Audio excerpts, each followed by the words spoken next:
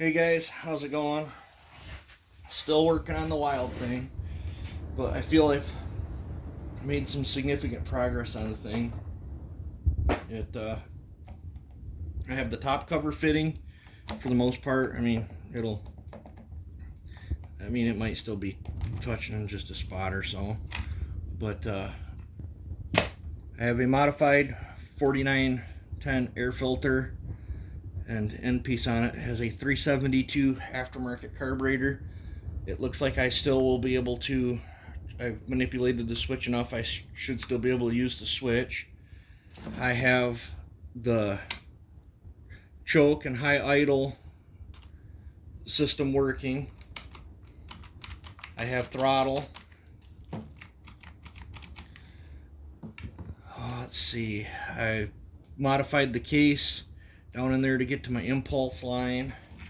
I will be JB welding up the vent tank on the gas cap and putting my own remote located air tank vent somewhere underneath here. I will probably be Swiss cheesing this to give it more air because I don't want it sucking hot air off the engine, because the dam that was in there's not really there no more. Let's see, trying to think what else. I had to bore a hole through here. I can get to that carb screw through that slot, but I had to bore a hole through here. Idle screw's pretty easy to get to. I did have to cut the back of the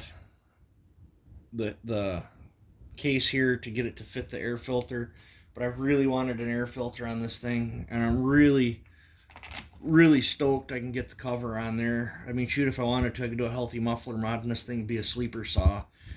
But I'm still gonna build the pipe. I designed my exhaust port, the way I tapered it and stuff, for a pipe, and I went high on the roof because I knew I was going to be putting a pipe on it. So this thing's real close to the same numbers. It has a little less blowdown, but it's real close to the same numbers as my Reed Saw 4910. This actually has more intake duration. This is 100% intake duration, and this one's 96 on the roof on the exhaust, and it's got about 24 degrees blowdown. So let's see. I think that's about it for that. The downside with how I did the carburetor on this, it will have to be put in one shot. You can't take the carb off without tearing the cylinder off. So you got to lift this up, remove the air filter, and then kind of come in here and take that off. This whole system here, the way I guess it'd help if I showed you guys in the camera.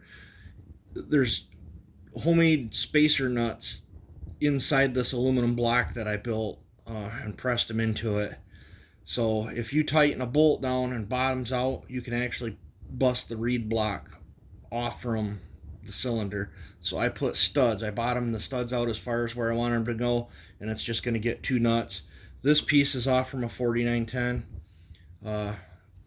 If anyone's got a junk CS 500, I think CS 490, 4910 or 501, and they have an extra one of these, I am short one now because I sacrificed it for this build. So I'll have to either find one on eBay or whatever, but I did get the choke to work. I had to flip the choke rod upside down, and I had to grind. I still got to grind a little bit more off because it's catching. I had to cut all in here out, and then I had to thin this shaft here. I had to bend the crap out of the linkage, but where that fuel line was, I'm going to drill that out a little bit bigger, put a bigger fuel line, and I'm going to route a fuel tank vent somewhere over in this cubby hole here. This is ground out, so I put a brass tube right there for the impulse, and it's drilled through right into here. So I'm pretty stoked. I feel the next biggest hurdle on this is the muffler. But I'm gonna glue up the reed valve goop it up and sandwich that carb. I gotta go down to the hardware and find some nuts. For whatever reason, I don't have no nuts that fit them studs I put in there.